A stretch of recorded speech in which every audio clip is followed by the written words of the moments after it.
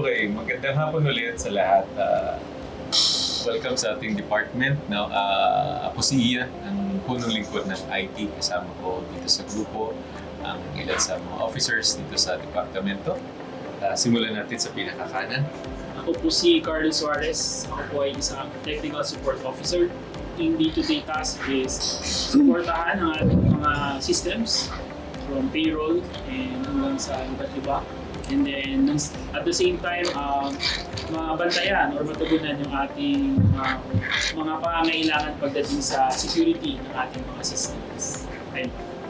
Ako pala si Rafi, IT Supervisor.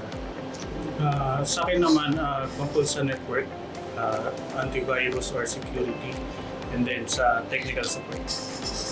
I'm Charlotte Pebet Suarez as IT Technical Support Officer. The whole process ng payroll and billing, as well as I'm handling also yung from pagdating sa billing and payout, it's actually nationwide, especially sa Mindanao. Siya yung hawak ko. And meron kaming mga areas specifically like North Main. Siya yung hawak ko, even technical. And I'm Loreline Saino as Assistant IT Manager. And sa akin naman, priority ko ay yung support natin sa South Mindanao area. And then yung partly sa IBSMS, sometimes yung CRIS systems. Ano nasabi na nila lahat? Siguro nandito ako para masigurado na ginagawa nila yung dapat nila.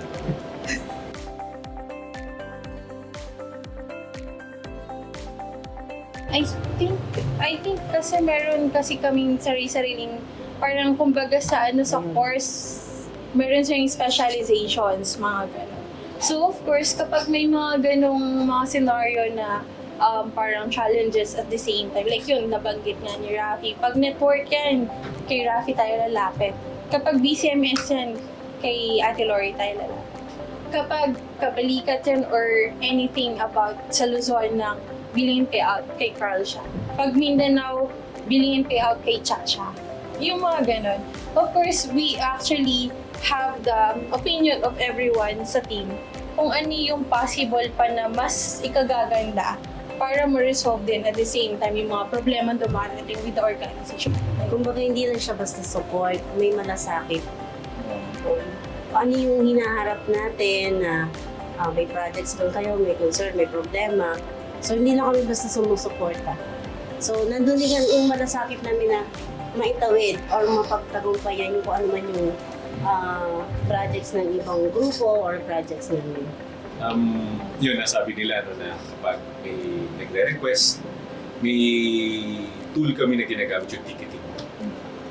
Na lahat kami nakakabasa ng mga lahat na pumapasok na request.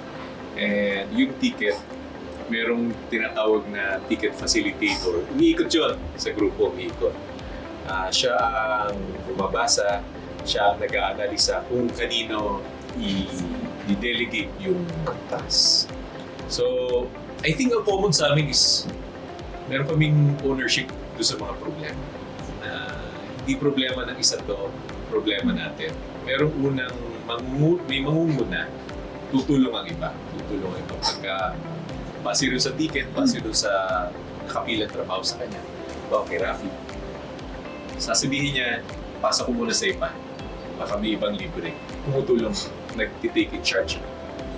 So, nagkakaroon kami ng ownership dun sa mga problema organization. Siguro dahil, alam mo, kooperatiba tayo. Pagmamayari natin lahat na nangyayari sa co-op ang negosyo natin. So, problema ng isa, problema rin natin. Magkakasama tayo.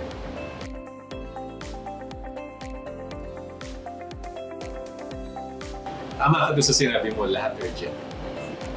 Lagi ko sinasabi naman sa mga group, sa kagrupo ko na kapag lahat ay importante at lahat ay urgent, wala nang importante at wala nang urgent. Wala nang importante at wala nang urgent. So, logically, sinasabi sa kanila, maraming techniques tulad ng Pareto na 80-20. Ano yung isang maliit na problema na kapag si-load natin, malaki ang impact. Malaki ang impact. So minsan doon namin binibigyan ng mataas na focus or emphasis na solution. On the non-logical side naman, yung sa emotion, ano yung nakikita nyo na kahit maliit na problema lang, hindi makapag-print ang processor, pero alam mo yung urgent na kailangan may labas yun yung print out kasi idadali mo sa kliyente ang billing. So, laging balanse. Laging bumabalanse. So, nagiging crucial sa amin yung communication. Pag may problema sa tingin niya, ito kailangan bigyan ng pansin, yung iba may ginagawa, kaya pa bang set aside muna para bigyan ng atensyon ng iba. Nag-uusap ka rin. Siguro sa akin, in terms of collaboration, malaking bagay sa amin yung kung mapapansin nyo yung lugar namin na walang kanya-kanyang cubicle or divider. So mas madali kasi kami nakakapag-usap. At then at the same time, madaling natatabihan yung mga taong meron kang kailangan mo ng tulong, may gusto ka ng tanong kasi sa amin dito sa pwesto kasi namin walang permanent na pwesto. And then at the same time, walang something na nakakulong na maihiyahang lapitan or tabihan yung gusto mong hingaan ng tulong.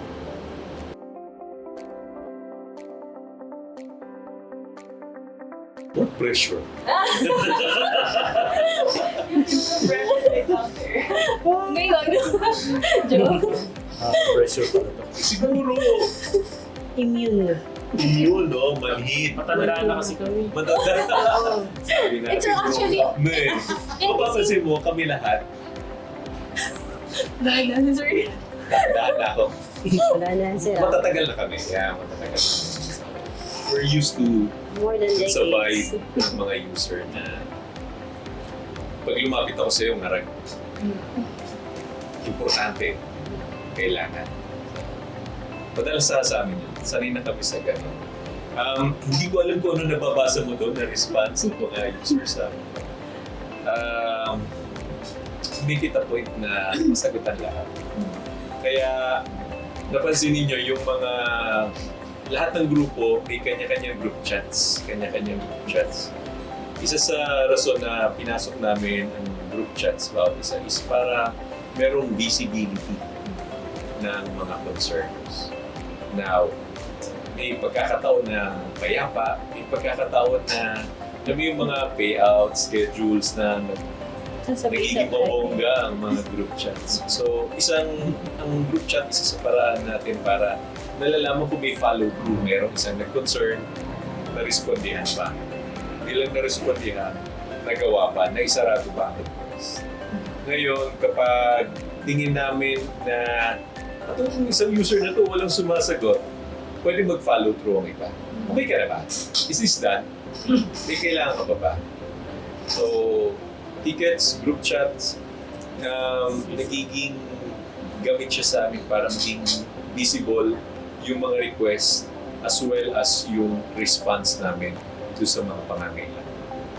Yung pressure is, yung pressure, stress, somehow, it's part of our job. Even kahit anong trabaho, it's part of actually daily job natin or daily task natin. Good to summarize na may ownership kami. May ownership dun sa nagiging problema ng organization. We are part of the problem. As well as ownership din na may problema, may solusyon. Ownership at part din kami ng solusyon. Parte kami ng solusyon. Anyway, at the end of the day, negosyo natin lahat. Lahat tayo nakakapital dito. Tsaka maliban sa atin, yung communities natin, yung mga member, mga revenue members na maasa sa atin. Sama-sama natin pinagtutulungan. Taguyod ang negosyo. In addition doon, kasi yung IT head namin, pag may problema, patawag agad ng meeting yan. Let's huddle. Yung ito ganyan. Ano suggestion mo? Tatanungin kayo kami isa't isa. Magsalita kayo bawat isa. Ano yung opinion nyo? Ano yung suggestion nyo? And then, saka kami mag-come up doon sa solution. The best solution. And then, bibigay kami ng sarili-sarili namin opinion, suggestion. And then, so summarize. And then, saka kami magkakaroon ng solution dun sa problema. Paano siya address? Consultative. Walang isa sa amin na i-acknowledge na walang isa sa amin na nakakaalam lahat ng solusyon doon sa problema. Sa pakikipagtulungan ng bawat isa. Ako, may tutulong ba yung isa sa amin ang mas may angkop na solusyon doon sa problema. Pinag-uusapan. Yun ang importante. Napag-uusapan. Not only us, by the way, even yung mga on the grounds, yung mga kasama namin, mga mentees namin, ano siya eh, it's totally open communication talaga sa team. Ayun. So, Bali, tulong-tulong. yeah. Tulong-tulong kami. Kami pati yung mga kasama namin.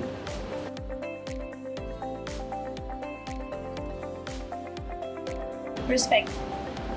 Wow. That's deep. Yeah. Yes, even hindi lang dito actually. Even other departments that we have to them and from them. Vice versa. The respect and the trust. Nandun kasi. Especially dun sa trust. Diba? Laki ng tiwala nila sa IT eh. Big word. Diba? Pag may problema sila si IT, nakakatulong sa amin. So, ganun. So, kami naman, syempre, hindi namin sisirain yung trust na binigay nila or tiwala na binigay nila sa amin. Sabi individually acceptance sa tingin ko. In addition do sa respect and trust, acceptance na walang isa sa amin na higit sa pangkalahatan. Mas manabibigyan ng angkop na solusyon ang isang problema kapag sama-sama nagtutulungan. Sa akin na yun, yung trust, respect, na tiwala kasi pag niya may isang problema, yung collaboration ng team from top to hanggang doon sa mga nasa ibang lugar is nare-reach yun yung solusyon or even yung problema. Nalalaman nila yun, nare-recognize nila. Kasi kumbaga ang sa amin kasi is lagi namin ginagawa is lahat parte ng problema, lahat parte ng solusyon. So, walang naiiwan, walang nalileft out. So, pagka ganun is, tingin ko, lahat talaga nararamdaman na responsible sila dapat dun sa problema. So, para at least, pagka nagawa namin siya ng solusyon, lahat nararamdaman na lahat ng ginawa namin solusyon is naging parte kayo doon. Ayun. So, yung communication pa rin. Open kami dito sa lahat. Bali, sa part kasi namin, may mga problem na hindi kaya i-solve ng isa. So, kailangan ng tulong ng iba. So, kino-communicate namin palagi. Open kami doon.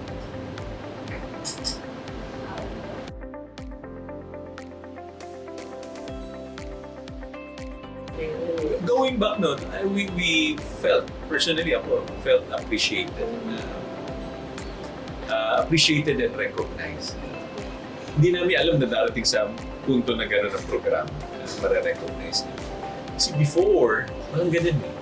Walang ganun. And thankful as well. Kasi dun sa programa ko sa pinatinan ng lahat ng mga officers,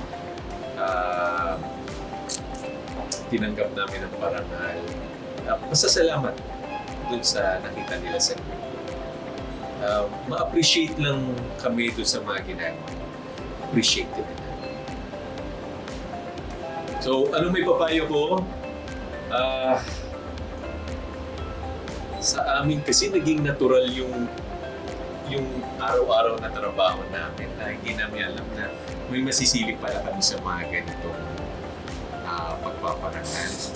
Hindi ko magpatuloy nila yung pagsiservisyo sa mga customers, like sa atin, sa mga operations group, sa mga miyembro, pagpatuloy, maging bahagi at magkaroon ng kasarinlan ang malasakit sa bawat isa sa organisasyon.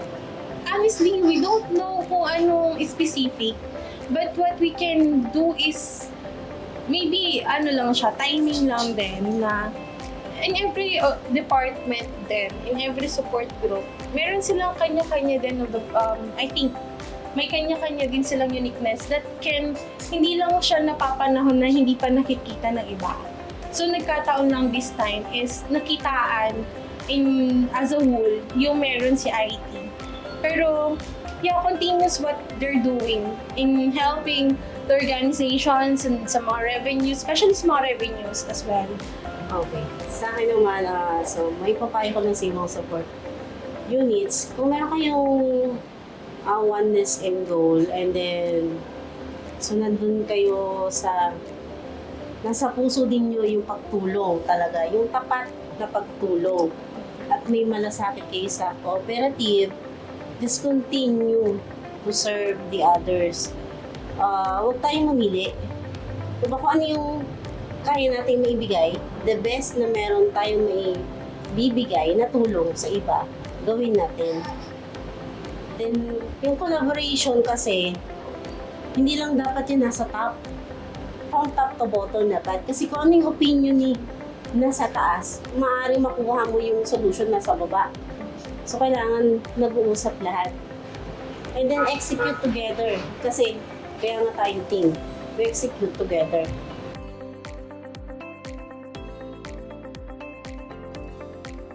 Yung wavelength ng tanong mo tsaka yung pinag-uusapan namin previously the last days, leading towards that. Kasi, like we said before, ang tagal na namin magkakasama dito sa Luma. And every year, tuwing magka-come up ng budget, magka-come up ng plano for the following year, masasabi namin na ang lagi namin tinitingnan for the following year lang. For the following year lang. Itong taon na to, pagkasunduan namin na gumamit ng isang standard kung saan paano namin i-measure yung IT at saka yung servisyo ng grupo dito sa organization kumpara sa ibang IT, sa ibang grupo. I think worldwide yata yung standard na tinitingnan natin. Yes, sir. Similar siya sa ISO, pero hindi ISO. Anong pangalan? CMMI. CMMI. So, nag-attempt kami na i-gauge yung servisyo namin, yung infrastruktura natin, yung quality ng service ng organization. At the same time, ina-align namin dun sa yung go, grow, and glow ni Sir Mike. So, tama-tama, no? Go, grow, and glow. 3 years ang IT, dun sa standard na nakikita namin kung anong level, titingnan namin, align din na gawin namin ng 3 years yun. I-align namin dun sa bagong programa ng OBGM. So, going back dun sa tanong, yung susunod na 3 taon, may ahalin tulad namin na i-standardize namin ang servisyo sa ating mga customer. Yung ganung level na worldwide ang acceptance. Kung ano man yun, siguro ang detalye, malalaman na lang on the budgeting at saka presentation na plans for the next 3 years. Nung time na pinaplano namin, pinag-uusapan namin yung tinatawag na maturity check tawagin is bago namin natanggap yung award. Kasi we feel na parang hindi satisfied or kulang yun na ibibigay namin servisyo sa iba. That's why itinataas namin yung level kasi tingin namin ito yung nararapat na binibigay namin servisyo sa organization. And then after that week, dumating yung award na nagsasabing na-appreciate kami. So at the same time, nakakatuwa kasi kami feeling namin kulang eh. Pero still, ang naibalik sa amin is sabihin na natin na-appreciate naman. So maybe yun yung time na talagang sa amin in terms of pagpa-plans for the future, tingin namin yung dalawang bagay na nangyari sa amin is mas magagawa namin ng mas maayos at tama. Kasi una, parang hindi kami mayabang or parang hindi kami nagsiself-proclaim. And then at the same time, yung mga kasama natin sa operation yung nagsabing na-appreciate nila. So tingin namin mas magagawa namin ang magandang ngayon. Lalo ni mga customer namin ngayon, kayo. Mas bata kayo. Kahit yung mga kasama namin na iba, mas bata sila. So, for me personally, it represents a different level of customers. No? Na yung nakagawian namin dati, kailangan magbago na ngayon. Magbago, magsaayos, at iangat para dun sa panibagong mga solusyon at panibagong mga problema na ihaharap ng mga kasama natin. So, may shift na tinatawag. May alignment, sir. At kailangan natin mag-align. Kailangan namin mag-align. Kailangan natin mag-upgrade. Yeah.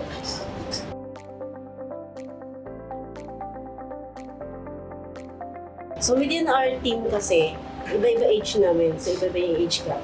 So meron ibig sabihin ba? Well, nasa edad na tayo. Okay, so katawag dito. Ang reality naman kasi, within the team, so hindi kami sabihin natin kasi edad, or hindi generation, or your batch. So yung mga first batch yun, so meron ng, tawagin natin chemistry, meron kaming ganun. Nagkakaunawaan kami. Alam namin kung ano na ang gusto namin gawin. Alam namin kung anong klaseng serbisyo gusto namin ibigay. So kung may nagpa-support sa'yo na connection sa printer, hindi mo na siya basta i-connect i-confirm mo. So nandun yung confirmation, okay na ba, nakapag-print ka na? So okay na yung output. So ganun din kami mag-support sa mga systems. Marami nagpa-support sa systems, confirm. Or sa lahat naman ng support na ginagawa namin, may confirmation kami na okay na siya. Karagdagan sa sinabi ni Lori, kaya hindi nawawala ang identity ng IT kasi despite yung naririnig ninyo na teamwork, pagdating sa execution ng solution, laging personal. Laging personal. May lumapit kay Chuck, may problema. Kumukonsulta siya sa grupo. After ng consultation, siya ang personal na maharap para i-execute yung solution. So, siya, ilagay niya ang sarili niya kaparte ng solusyon. Hindi lang ako tagapaghatid, kundi kasama mo ako dito para bigyan ng katuparan ng problema. So, individually, personal para sa amin ang magbigay ng servisyo. Bawat isa din sa amin, injected doon sa pag-deliver ng pag-address sa mga problema. Kaya, hindi nawawala ang identity.